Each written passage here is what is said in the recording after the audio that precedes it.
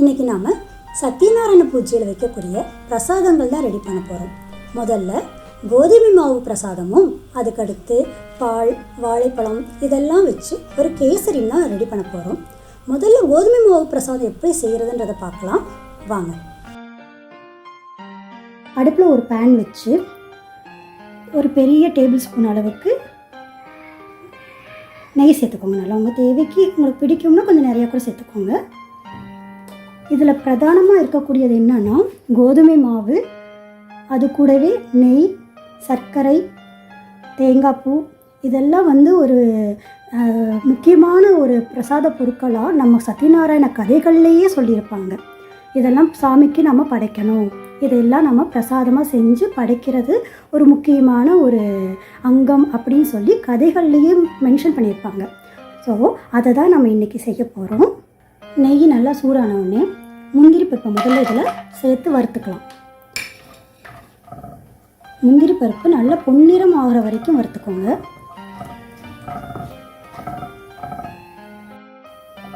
இது கூடவே உலர் திராட்சையும் சேர்த்துக்கலாம்.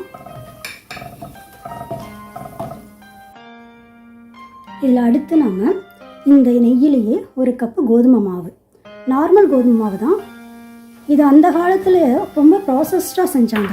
கோதுமையை வாங்கி அதை நல்லா கழுவி காய வச்சு அரைச்சி அன்னைக்கு பிரசாதத்துக்காக இது ஒரு ஸ்பெஷலாக செய்வாங்க. அந்த மாதிரி ப்ராசஸ் பண்ணி, ஏன்னா கடவுளுக்கு படைக்கிறதுன்ற போது அது ஒரு முக்கியத்துவமாக நினச்சி பண்ணுவாங்க. அன்றைக்கி இதை நல்லா பொடி பண்ணி இதே போல் நெய்யெல்லாம் ஊற்றி வதக்குவாங்க. நமக்கு இந்த காலத்தில் ரெடிமேடாகவே கோதுமை மாவு கிடைக்கிது. அதனால் இதை கட்டிகள் இல்லாமல் நல்லா கைவிடாமல் கிளறிட்டே இருந்தோம்னா இந்த கோதுமை மாவோட கலர் எப்படி இருக்கும்னா ஒரு லைட்டாக ஒரு கோல்டன் ப்ரௌன் கலர்லேருந்து ப்ரௌன் மாதிரி லைட்டாக சேஞ்ச் ஆயிரும். அப்பயே தெரிஞ்சால் நமக்கு ப்ரௌன் கலர் வந்துருச்சு, இப்போ நமக்கு நல்லா வறுபட்டுருச்சு கோதுமை மாவு அப்படின்னு தெரிஞ்சிடும். இப்போ இது நல்லா கோல்டன் ப்ரௌன் ஆகிட்டுருக்கு. இந்த ஸ்டேஜில் நம்ம எடுத்து வச்சுருந்த தேங்காய் பூவை சேர்த்துக்கலாம். ஃப்ரெஷ் கோகோனட் தான் இது. உங்ககிட்ட ஒரு வேளை டெசிகேட்டட் கோகோனட் இருந்தால் அதை கூட நீங்கள் இதில் சேர்த்துக்கலாம். இதையும் சேர்க்கும்போது நல்லா வறுபட்டு நல்ல மனம் வரும். இந்த கோதுமையோட தேங்காய் சேரும்போது நல்ல டேஸ்ட்டும் இன்க்ரீஸ் ஆகும். இது கூட நம்ம எடுத்து வச்சிருந்த நாட்டு சர்க்கரையை சேர்த்துக்கணும். நம்ம வெல்லம் சேர்த்துக்கலாம், இல்லை நாட்டு சர்க்கரை, பனங்கருப்பட்டி, நம்ம சாய்ஸ் தான். சில பேர் இதில் சுகரை பவுடர் பண்ணி கூட சேர்த்துக்குவாங்க. அது கொஞ்சம் ஈஸியான ப்ராசஸ் இல்லையா? டெசிகேட்டட் கோகோனட், பவுடர், சுகர் இதெல்லாம் ஈஸி டு பிளெண்ட் ஆயிடும் நல்லா, அப்படியும் சேர்த்துக்கலாம்.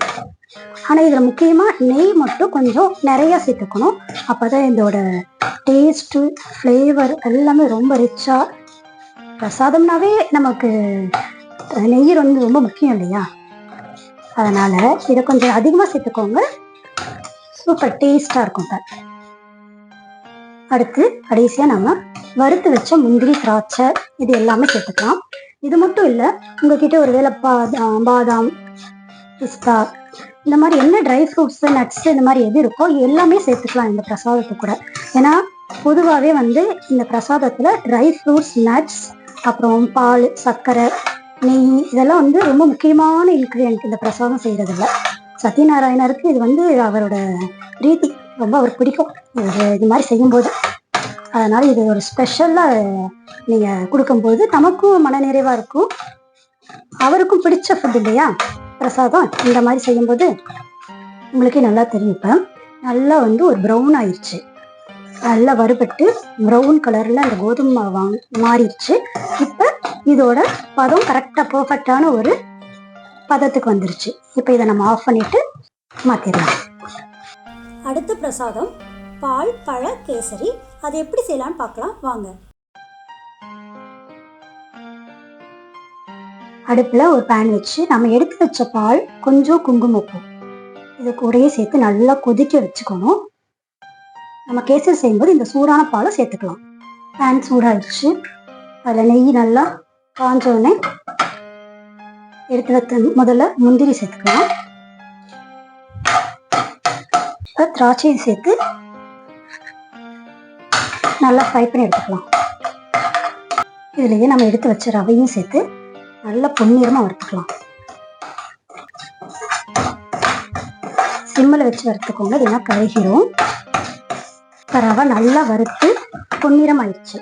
இந்த சமயத்தில் நம்ம எடுத்து வச்ச குங்குமப்பூ சேர்த்த பால் நல்லா சூடாக இருக்குது. இதை அப்படியே கொஞ்சம் கொஞ்சமாக சேர்த்துக்கலாம். இதில் நான் வாழைப்பழத்தை குட்டி குட்டி பீஸாக கட் பண்ணி வச்சுருக்கேன், அதையும் இதில் சேர்த்துக்கணும். இதில் நாம் இன்னைக்கு கரும்பு சர்க்கரையோ இல்லை மற்ற வெள்ளமோ சேர்க்க போகிறது இல்லை, ஒயிட் சுகர் தான் சேர்க்க போகிறோம். இப்போ நல்லா ரவை கெட்டியாயிருச்சு. இது கூடவே நம்ம எடுத்து வச்சிருந்த சர்க்கரையை சேர்த்துக்கலாம். பொதுவாக சொல்லுவாங்க சந்திரனுக்கு வெண்மை நிறம் உகந்தது அப்படின்ட்டு. அதனால தான் இந்த பிரசாதம் முழுமையாக நம்ம வெண்மை நிறத்தில் என்னென்ன பொருட்கள் சேர்க்க முடியுமோ, வாழைப்பழம், பால், ரவை, சர்க்கரை, இது எல்லாமே வெண்மை நிறத்தில் இருக்கு. அந்த மாதிரி சேர்த்து பிரசாதம் செய்கிறது ஒரு ஸ்பெஷல். இது கூடவே எடுத்து வச்ச முந்திரி திராட்சை 1/2 ஸ்பூன், கொஞ்சம் ஏலக்காய் தூள். இது கூடவே உங்களுக்கு ஒரு பிஞ்ச் பச்சை கற்பூரம் சேர்த்துக்கிட்டோம்னா கோவில் பிரசாதம் அவ்வளோ ஒரு டேஸ்டாக ஃப்ளேவர்ஃபுல்லாக இருக்கும். அந்த பிரசாதத்தில் அந்த பச்சை கற்பூரம் ஒரு தனி அங்கீகாரமே இருக்குது எப்பயுமே அதுக்குன்ட்டு. கடைசியாக கொஞ்சம் நெய் சேர்த்துக்கோங்க.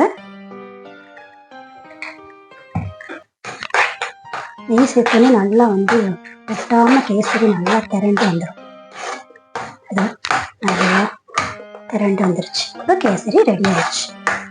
பால் பழம் வச்சு செஞ்ச சத்யநாராயண பிரசாதம் கேசரி ரெடி. ஃபைனலாக சத்யநாராயண பிரசாதம் ரெடி ஆயிடுச்சு. முதல்ல கோதுமை மாவை வச்சு ஒரு இனிப்பு பொடியும் பால் பழம் வச்சு கேசரி ரெண்டுமே ரெடி பண்ணிட்டோம். இதை நீங்களும் சத்யநாராயண பூஜையில் பிரசாதம் செஞ்சு சாமிக்கு படைச்சு அவரோட அருளாசி பெறுங்க. மீண்டும் சந்திப்போம்.